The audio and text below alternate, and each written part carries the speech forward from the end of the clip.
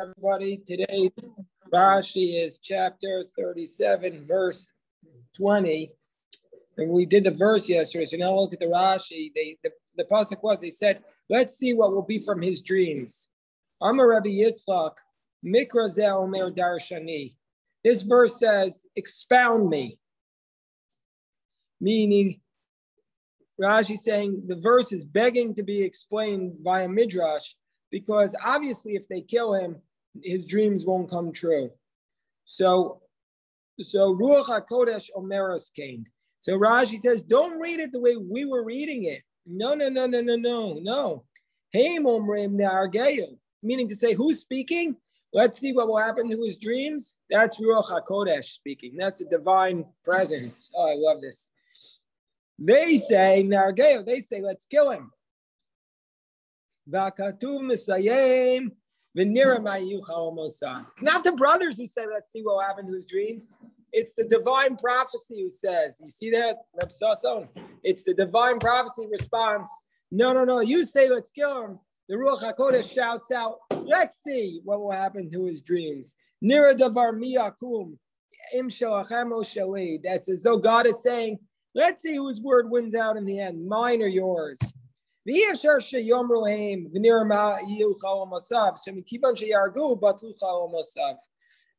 it's impossible that the brothers were the ones who said it, because if they killed him, of course his dreams wouldn't become able to come true.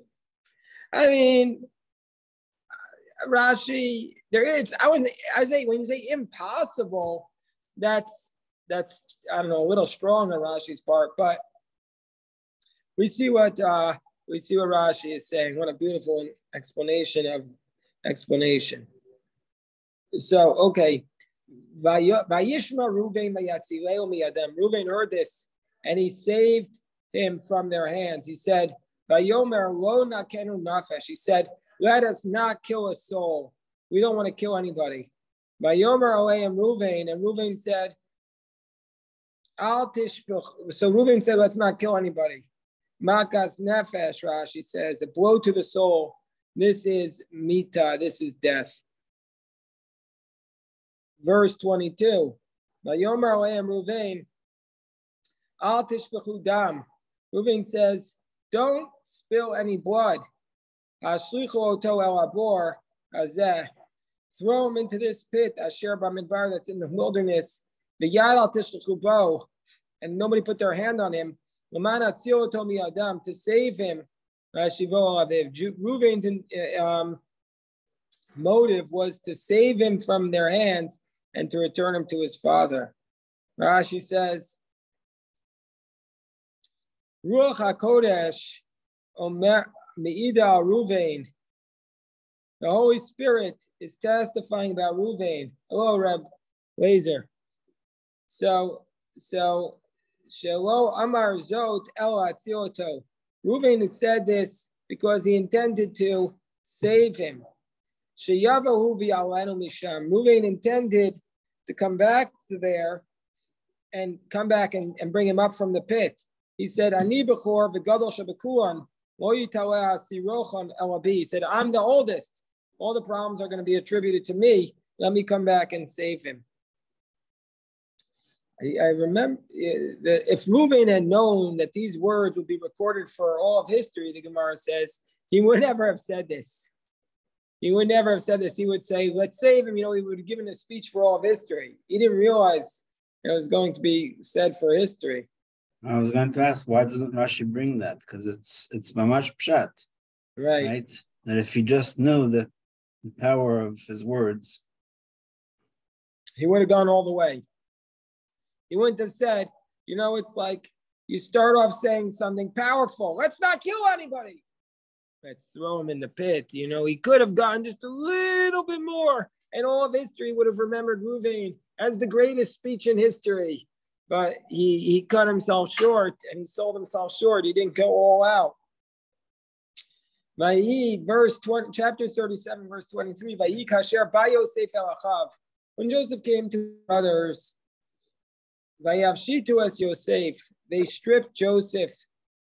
Vayavshitu es Yosef et kutanto. By the way, and now we see for the first time and Yosef was wearing his ketonet the whole time, his tunic. Yes, Rav Sasa. They should have seen him then. Remember when we said he was wearing the jacket, so they should have seen him. So this was the proof that he was wearing the jacket. They saw him from afar. It doesn't say that they saw his jacket. Right. I'm saying the jacket's pretty recognizable. Right. That's what they picked him out from the crowd. That they spotted it, the jacket. And they saw the tunic at Ketona Tapasim Asherov, the jacket that was upon him.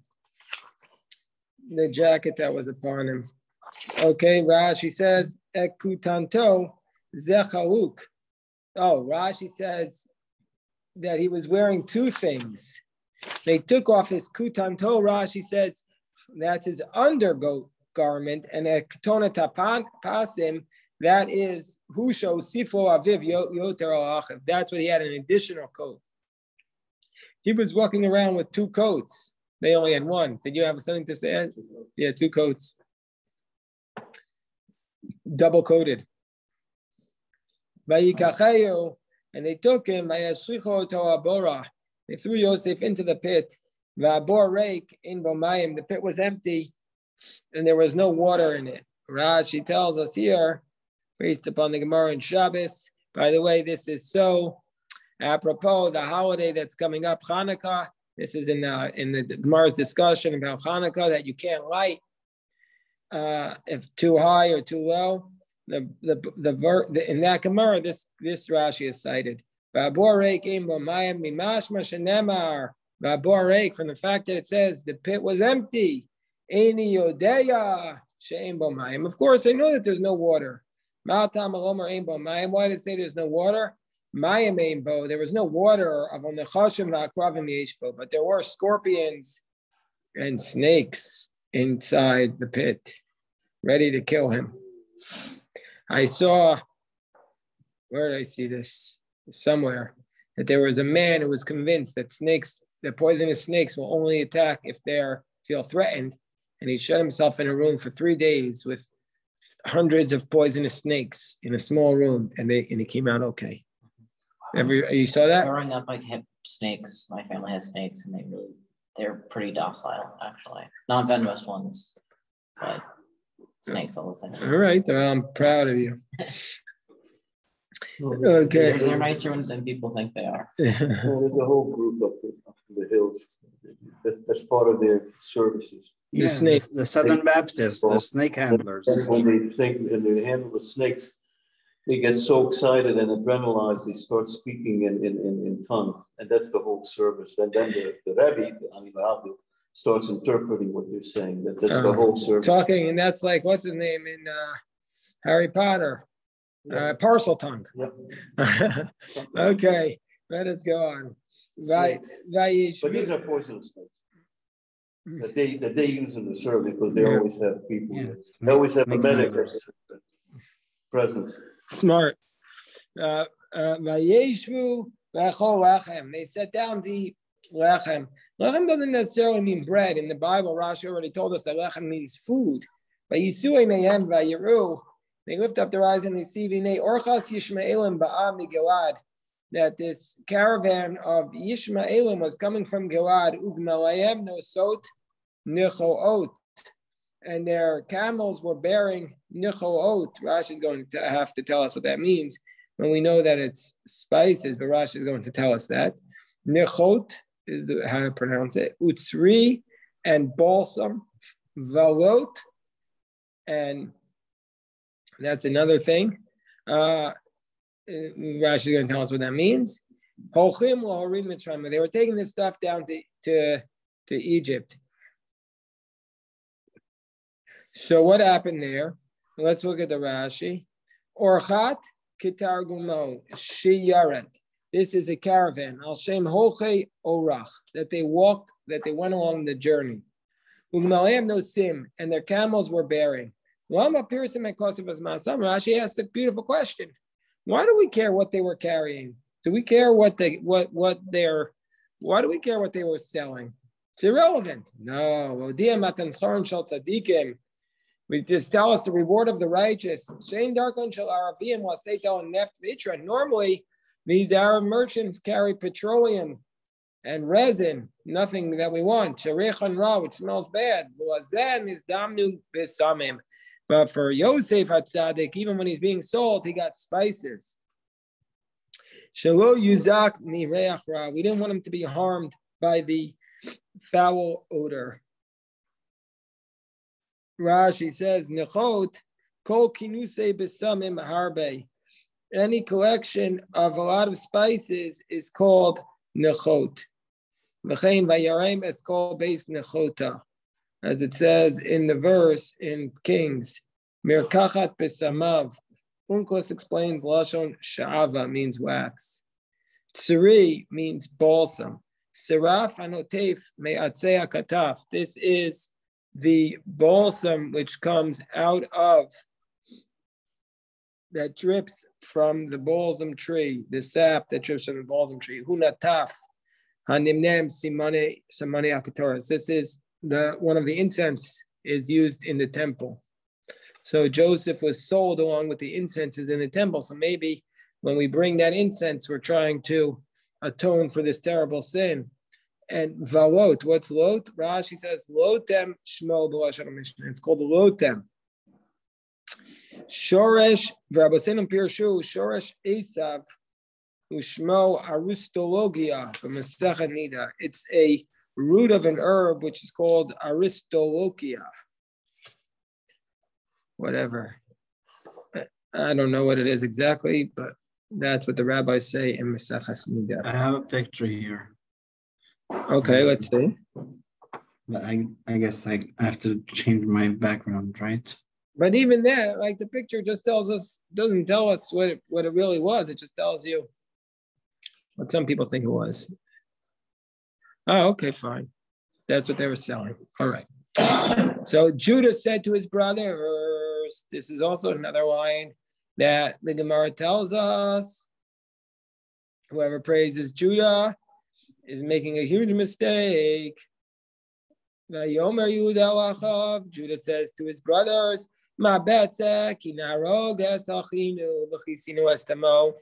he says to his brothers, what do we gain out of killing our brother and covering up his blood?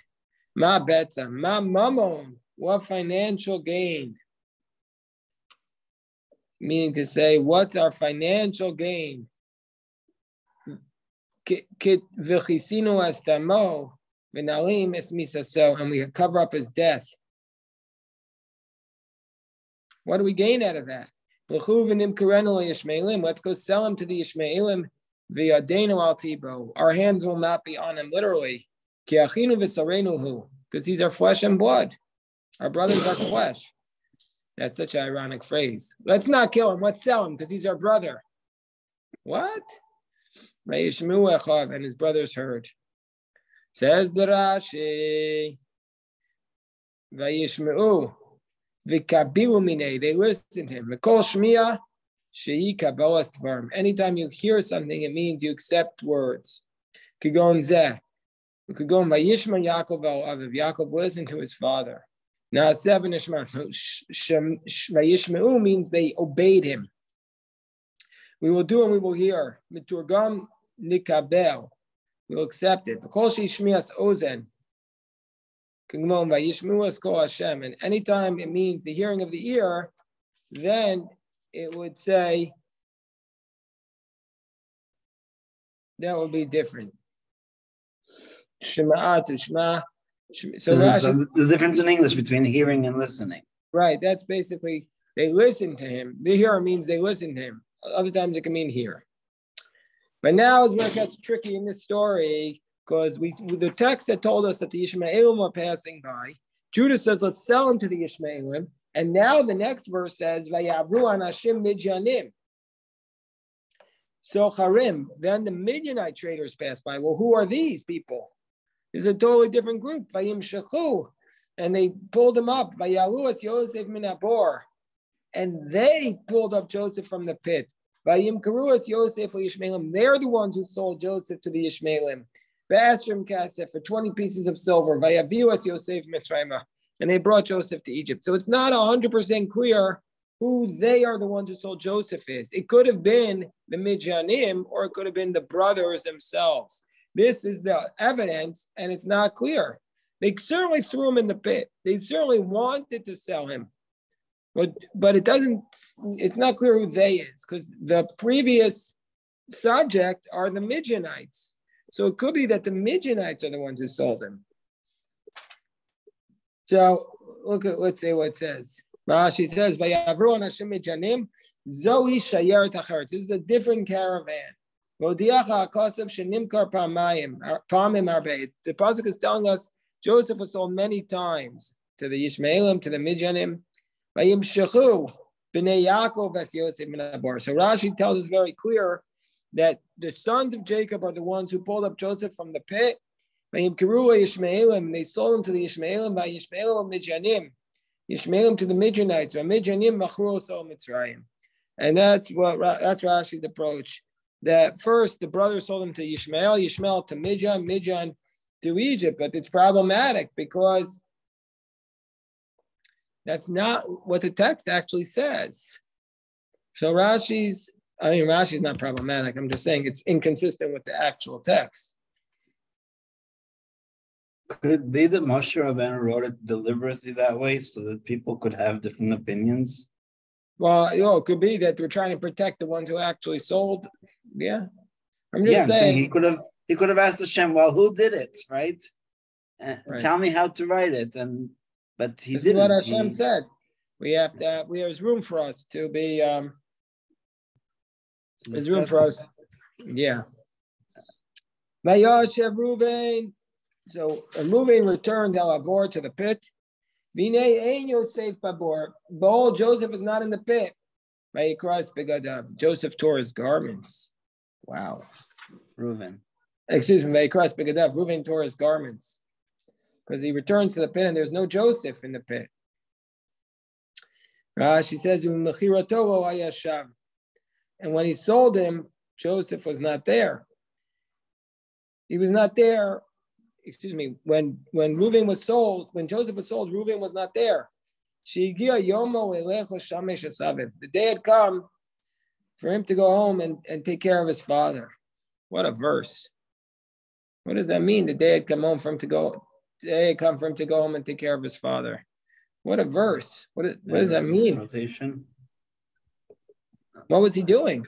Ramban argues, but according to Rashi, it seems like there was a rotation of 12 days, of 11 days, because Binyamin wasn't one of the rotation. Okay. But what does it mean, take care of his father? Doesn't tell us. Anyway, there's another explanation according to Rashi. Alternatively, Reuven was busy crying with his sackcloth. He was doing tshuva. He was repenting for his sackcloth and his fast because he messed up the bed of his father. He had rearranged the beds. And so therefore he was sitting there crying. Wow. He was repenting. You remember what that refers to? You follow that, Seth? That's referring to when Bilah, when he switched the beds of his father after Rachel had died. So the text says that Reuven slept with Bilah, but Rashi says he didn't sleep with her. He just moved his father's bed to a different tent. So now he's saying that Reuven is doing teshuvah for this. And he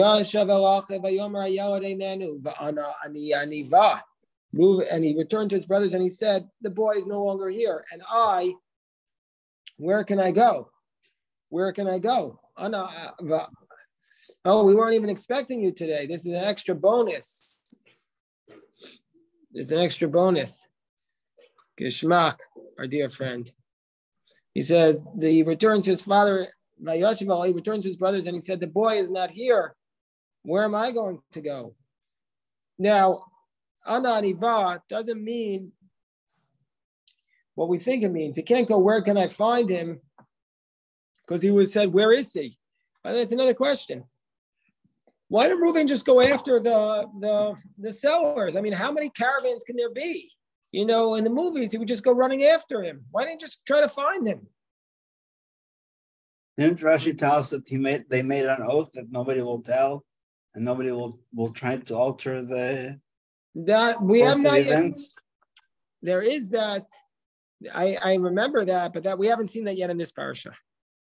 Rashi says, Ana Avrach, where can I run? Mitzaro Shel Abba. He says, I'm not going to be able to run away from my father's grief.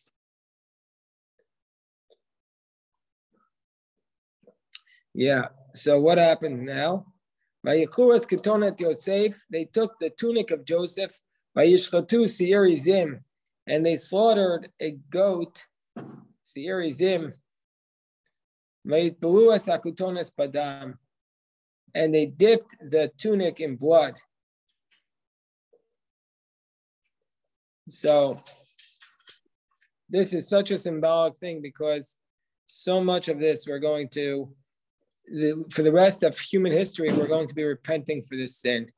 What's the bigger sin here? Selling their brother or deceiving their father?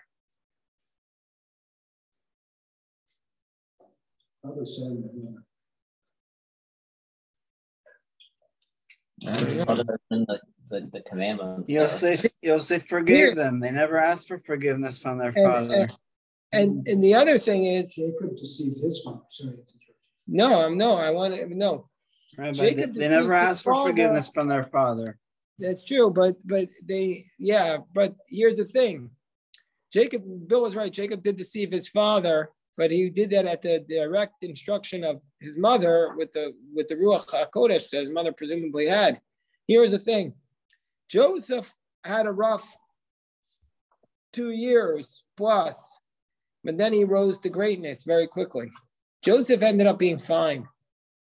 The father, Jacob, was struggling the whole time in pain. The father was in pain. Why didn't they go looking for him? I'm sorry, Eitan, I cut you off? No, it's fine. Okay. So they took the tunic of Joseph, Vayishchatu Sirizim, they slaughtered a goat. Rashi says, Damo domel shel adam. The blood is similar to human blood. That's why we sprinkle the blood of the goat on Yom Kippur.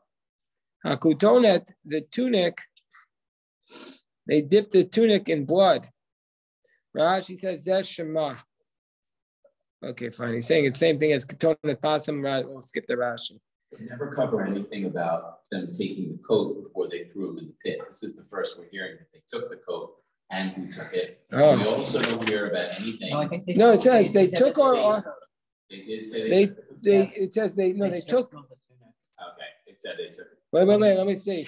It says in Pasuk, it says in the Pasuk right here, it says when Joseph, they took off his tunic and then they threw him into the pit. They don't talk about any of the discussion between like him. They didn't say whether he begged, whether they, there was no interaction about like what actually. What's happened. Joseph saying? What he's saying, what they're saying, these are his brothers, and they still.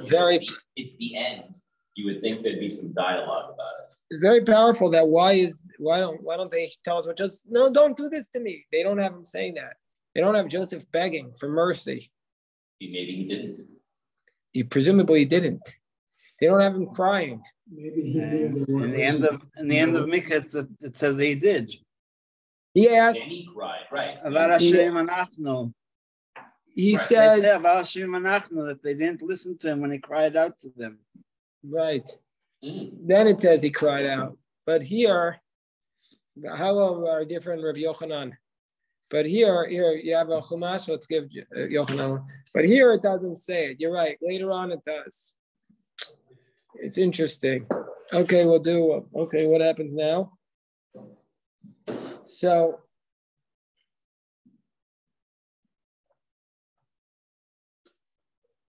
What's the next thing? What happens? It says, hold on. The verse states,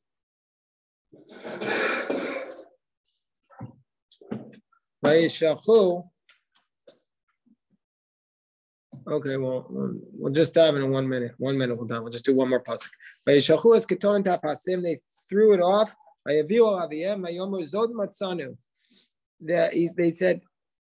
said, this we found. Is this your son's tunic or not? By the way, the same phrase, hakir na, is such a phrase. It's such a haunting phrase. They said to him, is this my son's tunic? Hizo, a bad animal ate him. Nimtzabo ruach hakodesh. So they threw, Jacob had ruach hakodesh at this moment. Oh, that's the next pasuk. We're not up to that yet. All right, we'll stop here. God willing, we'll pray now. We'll pick this up, God willing, next tomorrow. Shkoyach to everybody.